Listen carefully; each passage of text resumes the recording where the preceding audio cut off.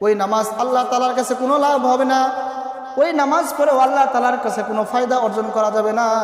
যে নামাজ শুধু মানুষকে দেখানোর জন্য পড়া হয়। কাকে দেখানোর জন্য? আমার বয়স 60 বছর 70 বছর হয়ে গেছে, এখন যদি আমি মসজিদে না যাই মানুষ আমাকে দোষারোপ করবে। মানুষ বলবে বেটায় বুড়া হয়ে গেছে, কবরে যাবে, এখনো নামাজ পড়ে না। মানুষের ভয়ে নামাজ পড়তে আসে, কিন্তু মূলত সে আল্লাহ তাআলাকে ভয় করে না। সে কি করে? আল্লাহ তাআলাকে ভয় করে না। আর আল্লাহ তাআলা নিজেই বলেন 3 শ্রেণীর ব্যক্তির কবরে আমি আল্লাহ তাআলা আযাব বৃদ্ধি করে দিব। তৃতীয় নম্বর ব্যক্তি হলো যে ব্যক্তি নামাজ নিয়ে গরিমসা করে, নামাজ নিয়ে অলসতা করে। জান হুজুর আইতেছে, কি বলে? জান হুজুর আসতেছি, নামাজের সময় এখনো বাকি আছে। অথচ একজন যুবককে দেখবেন রাত 3টার সময় প্রস্রাবের ব্যাগ দিচ্ছে। কি আছে? প্রস্রাবের ব্যাগ। প্রস্রাব করতে গেছে, হঠাৎ করে দেখে একটা মিস কল। কি দেখে? একটা মিস কল দেখছে। মিস কলটা কে দিছে? উপাসের লোক, উপরের লোক মিস কল দিছে। উপরের লোকের একটা খাসলত হলো কি, জীবনে ডাইরেক্ট ফোন দেয় না। কি দেয়? মিস কল দেয়। মিস কল দেখে ফোন ব্যাক করছে, আসলে আমি ঘুমাই গেছিলাম, সরি। কি বলে? সরি, আমি ঘুমাই গেছিলাম, আমি টের পাই নাই, সরি, আমার ভুল হয়ে গেছে, রাগ করো না। কি করো না? রাগ করো না। অথচ আল্লাহ তাআলা বলেন, ও আমার বান্দা, তোমাকে তোমার গার্লফ্রেন্ড 3টার সময় মিস কল দিছে, ফোন ব্যাক করতে পারো না, এই জন্য তুমি তাকে সরি বললা, দুঃখ প্রকাশ করলা। অথচ তোমার 60 বছর, 30 বছর তোমার বয়স, 24 বছর তোমার বয়স, 13 বছর তোমার বয়স, কত হাজার ওয়াক্তে আমি তোমাকে রাখলাম, হাইয়া আলাস সালাহ, ও বান্দা নামাজের জন্য আসো। একবার তো ঘুম থেকে উঠলা, বললা না সরি আল্লাহ, আস্তাগফিরুল্লাহ, আল্লাহ আমার ভুল হয়ে গেছে, একবার তো তুই বললি না।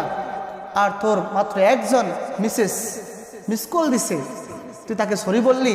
আর আমি তোকে 60 বছর ধরে ডাকি, একবার তুই আমাকে আস্তাগফিরুল্লাহ বললি না, একবার তুই সরি বললি না। তুই কোন মুখ নিয়ে, কোন চেহারা নিয়ে তুই আমার সামনে দাঁড়াবো? কোন চেহারায় দাঁড়াবো বলেন? আল্লাহ রাসূল সাল্লাল্লাহু আলাইহি সাল্লাম বলেন, কবর হবে প্রথম ঘাঁটি। এই কবর থেকে যে ব্যক্তি মুক্তি পেয়ে যাবে, সমস্ত ঘাঁটি থেকে আল্লাহ তাআলা বিনা হিসেবে তাকে জান্নাতে পৌঁছে দেবে। আর ওই কবরে মুক্তি পাইতে হলে নামাজ পড়া দরকার আছে না নাই? এই মুখে সুন্নতে দাঁড়িয়ে রাখা দরকার আছে না নাই? দুই ভাই খেলতেছে, এক ভাই আপনাকে রেখে নামাজ পড়তে আসতেছে, আপনি নামাজ পড়তে আসতেছে না, মনে করবেন আপনি হলেন সব থেকে বড় কপাল পড়া। ঠিক কি না? আর ওই ব্যক্তি হলো ভাগ্যবান যে ব্যক্তি আপনাকে রেখে সে মসজিদে আসতে পারে। আল্লাহ ডাকছে, সব ডাককে অপেক্ষা করে সে ব্যক্তি মসজিদে আসতে পারে। আপনি হাজারো ঘুমে ব্যস্ত, মুয়াজ্জিন হাইয়া আলাস সালাহ বলছে, আপনি সমস্ত জিনিসকে অপেক্ষা করে মসজিদে চলে আসছেন। আল্লাহ বলে, ও ফেরেশতারা সাক্ষী থাকো, আমার বান্দাকে আমি একবার ডাকছি, মিস কল দেয় নাই, ডাইরেক্ট সরাসরি কল দিলাম। আমার বান্দা আমার কলকে রিসিভ করে মসজিদে আসছে, সূরা পারে না, রুকু পারে না, সিজদা ঠিক মতন করতে পারে না। তো যে মুখ দিয়ে আমাকে আল্লাহ বলে ডাকে, সে মুখটাও তার নাপাক। ফেরেশতারা বলে, কেন নাপাক? তো ওই মুখ দিয়ে সে ধূমপান করে, ওই মুখ দিয়ে সে মিথ্যা কথা বলে, ওই মুখ দিয়ে সে হারাম ভক্ষণ করে।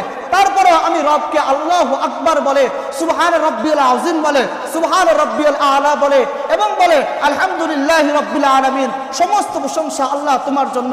ও ফেরেশতারা সাক্ষী থাকো, যদিও তার মুখটা নাপাক, যদিও সে নাপাক মুখ দিয়ে আমি আল্লাহকে ডাকতেছে, আমার আল্লাহর বরত্ব সে ঘোষণা করতেছে।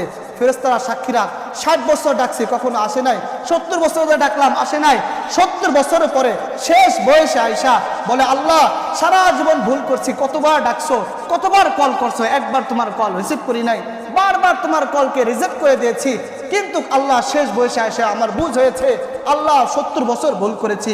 তুমি তো রহমান, তুমি তো রহিম, তুমি তো সূরাতুল মুলকে বলো ওয়া হুয়াল গফুরুর রহিম, তুমি হলো ক্ষমাশীল এবং রহমান।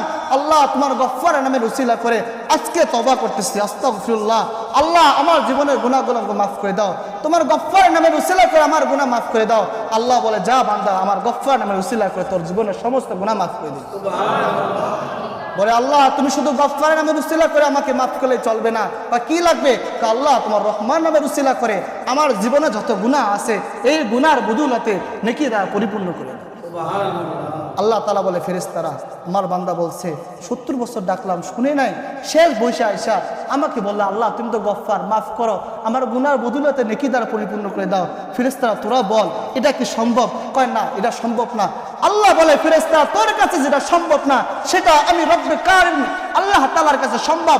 যা, আমি তোকে সাক্ষী রেখে বললাম, আমার বান্দার গুনার বদৌলতে আমি নেকি দ্বারা পরিপূর্ণ করে দেব। সুবহানাল্লাহ। এজন্য আমাদের তওবা করা দরকার আছে না নাই? আজকে দু হাত তুলে দেখাবেন, আল্লাহ আজকে থেকে যা ভুল করেছি ইনশাআল্লাহ আগামী আর কোনো ভুল করব না। আজকে থেকে ওয়াদাবদ্ধ ইনশাআল্লাহ আর এক ওয়াক্ত নামাজও আমরা কাজা করতে পারবো না। পারবো তো ইনশাআল্লাহ? ইনশাআল্লাহ আল্লাহ আমার এই ভাইদের নামাজকে, আল্লাহ আমাদের ভাই নিয়তকে আল্লাহ কবুল করেন।